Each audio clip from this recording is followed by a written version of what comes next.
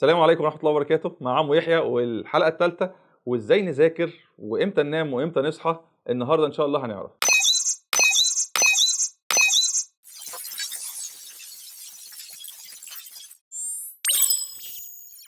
أول حاجة عايز أقولها لكتير من اللي بعتوا لي إن أنت لازم تنام 7 ساعات على الأكتر.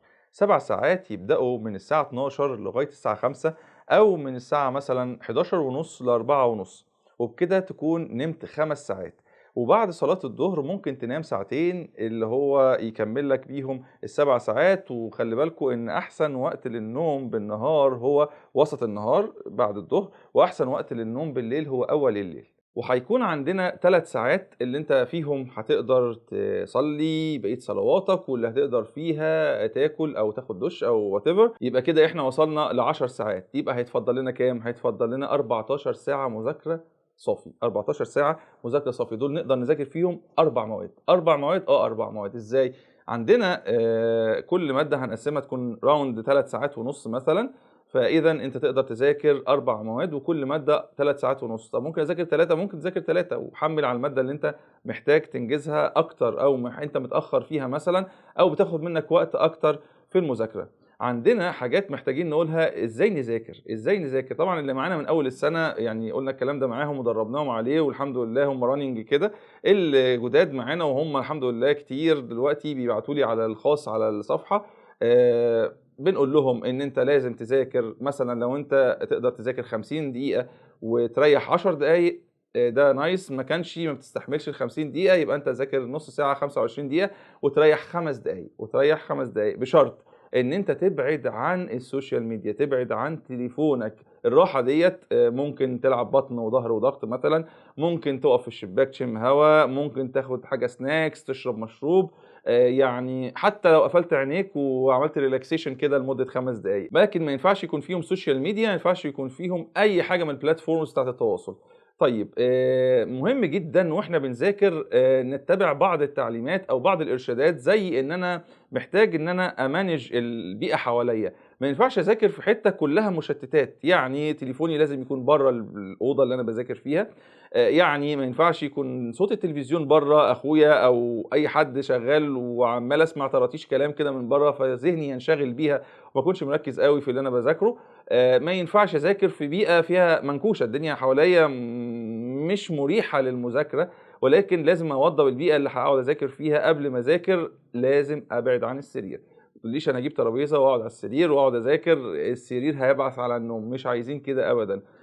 كتير من الولاد بيقعدوا إن هم يقعدوا مربّعين رجليهم ويقعدوا يحطّوا حاجة يذاكروا عليها. أنا باقول لك إن ديّة قعدة مُضرة، مش أحسن حاجة. أحسن حاجة إن أنت تكون قاعد على ترابيزة مثلًا، قاعد على كرسي على هذا النحو. البعض ساعات بيمِل من الsituation ده غيّر وضع. يعني في ناس أعرفها بتذاكر تحت المكتب، ما فيش أي مشكلة، بس ما تكونش في حتّة تُوحِلك بالنوم أو تأهِّلك للنوم. ضروري، ضروري يكون في مصدر هوا، مصدر هوا عشان خاطر يبقى في أكسجين، أفضل مصحصح على قد ما أقدر. الحاجة اللي أنا عايز أقولها بعد كده، شباب اللي بيطلعوا أوائل دُولة مش غيرنا كتير. في ناس منهم genius طبعًا، وفي ناس منكم genius عادي خالص. بس الcompetition هنا في الhard working، الcompetition هنا في اللي بيتحمّل، اللي بيستحمل يقعد يذاكر، اللي بيستحمل يقعد يذاكر. الأول دوّة عنده صفة أساسية جدًا تقدر تكون عند كل الناس. الصفة ديّة هي إن هو ما بيسوّفش، ما بيسوّفش، ما عندوش حاجة هابقى أعمل، هابقى إن شاء الله، طب بعدين، لأ. ما بيسوّفش، بياخد قرار وبيدخل على طول يشتغل وبينجح في إن هو يخلّص اللي وراه. طب أنا هاقدر ألحق، لسه في وقت، لسه في وقت للي عنده نيّة وعنده إصرار إنه ينجح. ما هو ما لا يُدرك كُلّه لا يُترك جُلّه. يعني اللي مش هاقدر أعمله كُلّه، مش هاقدر أقفّل المناهج كُلّها وأجيب 99%، لا يُترك جُلّه. ما اسيبش الحاجات أقيم حاجة فيها وأكتر حاجة فيه، أحصّل على قد ما أقدر. إذًا أنت محتاج إن أنت تبذل مجهود عشان خاطر توصل لأكبر مجموع تقدر توصل له في الوقت اللي إحنا فيه. وإلا أنا لو سوّفت وقُلت خلاص بعدين، بعدين، هتوصل لإيه؟ هتجيب 50، 60% مجموع ضعيف، ده خلاص يبقى انا هموت نفسي في الفتره ديت، هبذل اقصى مجهود عندي عشان اوصل للي اقدر اوصل له من المجموع. واحنا قلنا ان مينيمم 14 ساعه دولت اللي هيكونوا معاك. طبعا في فروق فرديه يا جماعه، انا قلت في اول حلقه ان انت الطبيعي تذاكر 16، في ناس بتذاكر 12، وفي فروق فرديه ما بين الاثنين. انا اللي انا عملته لك دلوقتي ان انا هندلت لك انك تذاكر 14. في ناس كلموني ما شاء الله تبارك الله بيناموا 5 ساعات بس، هو ده اللي بيناموه، بس عندهم هدف عايزين يوصلوا له.